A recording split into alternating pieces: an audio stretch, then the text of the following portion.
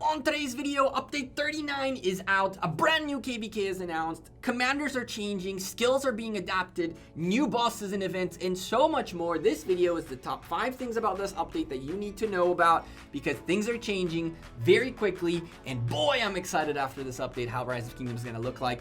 We're going to talk about everything you need to know and give you a little bit of hints as to what we know that is not in the text. So sit back, slap a like on the video.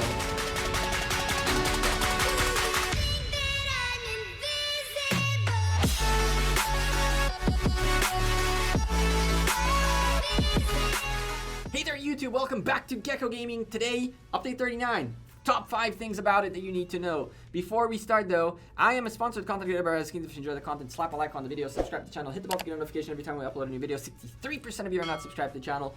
Welcome to all of new viewers. I hope to earn your subscription, and if this video doesn't earn your subscription, maybe what's in the description down below, go down below where it says Rise of Kingdoms, click show more, and you'll find a redeem code that you can copy paste into the game. There's a new redeem code out that any of you can get. All you got to do is click on your picture on the top left, settings, redeem, enter the code, free rewards. You'll thank me later. Anyway, update 39 is coming out in about 2 weeks on the 12th, the 10th, right? It's kind of crazy. We're already on the 10th. It's October already. Oh my goodness. It'll be a 3-hour update like always, and let's get straight into the notes because point number 1 is point number 1 and one of the most important ones. I wouldn't say the most important though. The Lost Kingdom Heroic Anthem coming soon. We'll go live in a few kingdoms within 2 weeks after the update. Following the path of our ancestors, we've combined all of our powers set together on a perilous journey. I don't know how you say that word. Along the way, we may find great heroes who share our dream, hand in hand, unified in strength, blah, blah, blah. Lost Kingdom welcomes a brand new heroic anthem. Kingdoms have been through the first 2 KvK seasons of Lost Kingdom, as well as a Light and Darkness. So a total of 3 seasons have to go by before you get this event, at least. We'll enter an even bigger and more challenging season of Conquest. The time of Kingdoms to strive is at hand.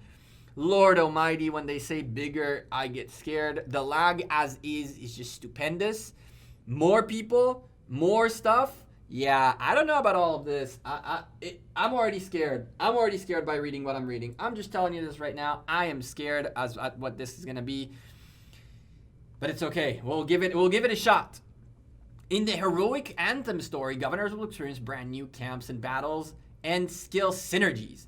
Camp division, different kingdoms can unite to form a camp, joining together to face stronger enemies. The strongest enemies, okay. Coalition combat, alliances of the same camp can join together to form coalitions, bringing the fighting and coordination up to a whole level of from a single alliance. Oh boy. Skill synergies, troop can equip extra commander skills from a new level of skill synergy potential. Put the right skills together and get the result that will astound you. Oh Lord. Returning heroic souls, a set portion of your unit killed in battle during the season will be brought back to life, ready to continue following your adventure. What the heck? Okay. First and foremost, bigger, crazier KvK. I don't like it. They already do a fairly poor job at the KvKs as they are. Lag is terrible. Bigger KvK, I'm scared.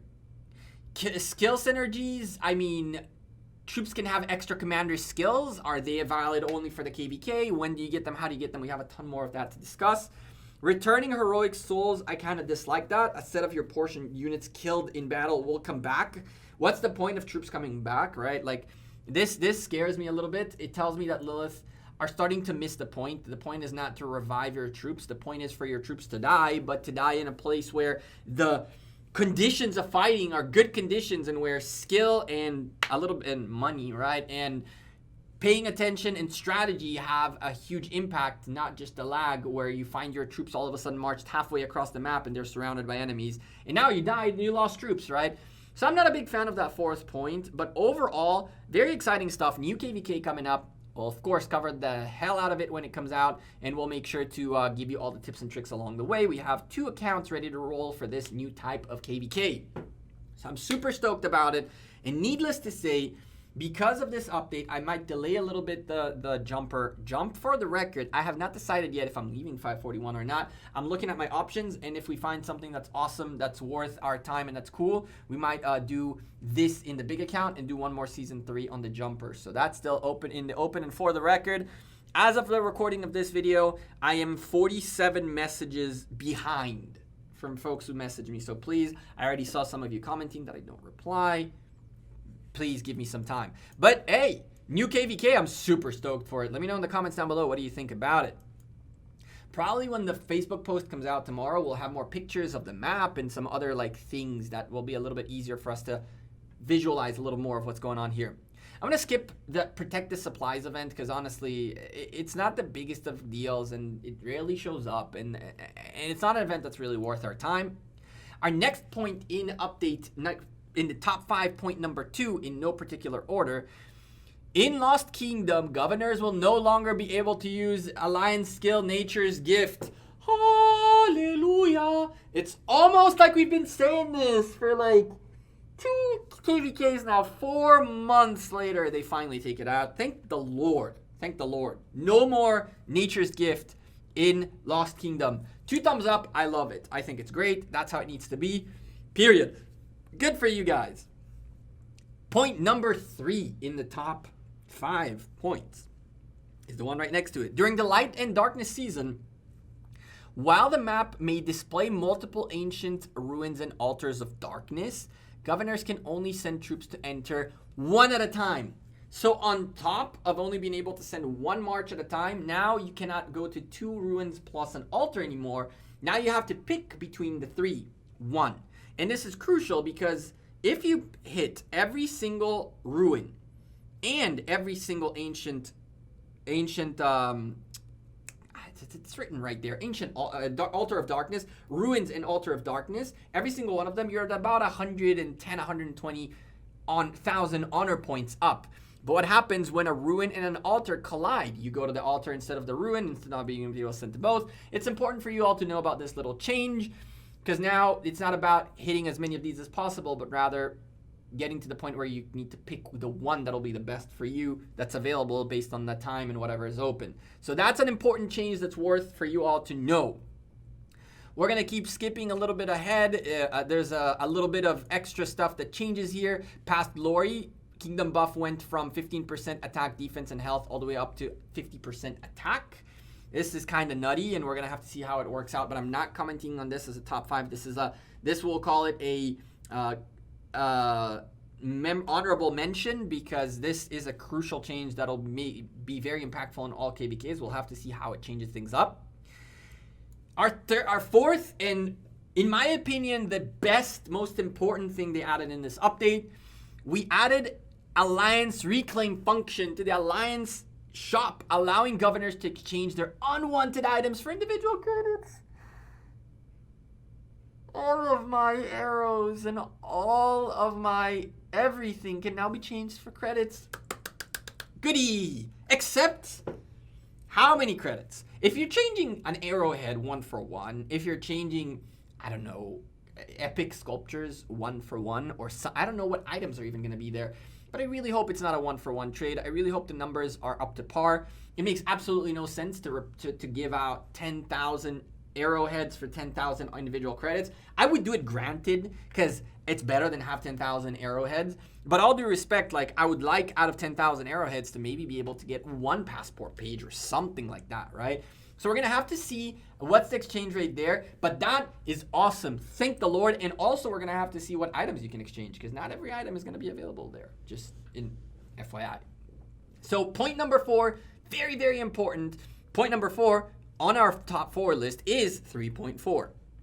Our final point is point 3.14. There's a lot of changes in Peerless Scholar, and there's a new boss, Torgny in Tyrolean Crisis, but we'll show that once the event comes out. We'll show it in the event and what she does and all that good stuff. Peerless Scholar changes, paper changes, like Quick Forge changes. Nothing very serious all the way through here.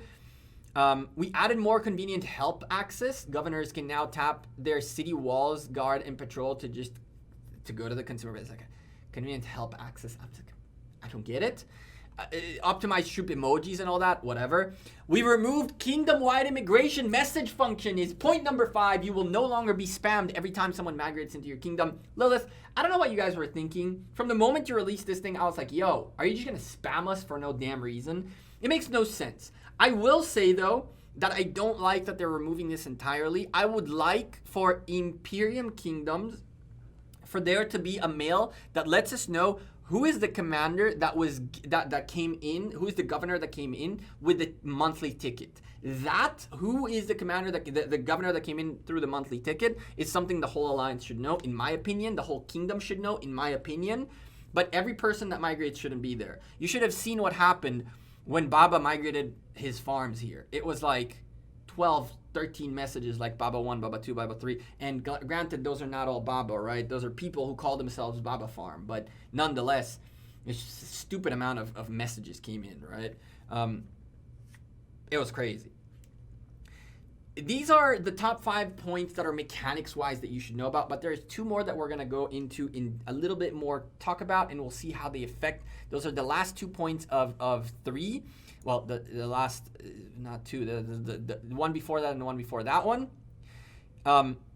In point 16, we reworked the triggering mechanism of Guan Yu's expertise skill Lone Rider. Now Guan Yu will deal an increased skill damage for 3 seconds whenever he gains a shield. And we increased the attack range of William's Hidden Bloodline skill. So, if we go take a quick peek at these commanders, if the game wouldn't get too stuck, that would be really, really nice. His expertise right now is triggered. It does the same thing. He also increases, whenever he gains a shield, he also increases his active skill damage by 15% for 3 seconds. Whenever Guan Yu is in a structure, he increases his march speed by 3 seconds. And now it'll increase as well damage. What was that? What was that last point? If we go through here really quickly, it will now also do skill damage. It will deal increased skill damage for 3 whenever gained a shield. Wait, I'm confused. Increased skill damage whenever he gains a shield. And in here, he also increases his active skill damage. Increased skill damage.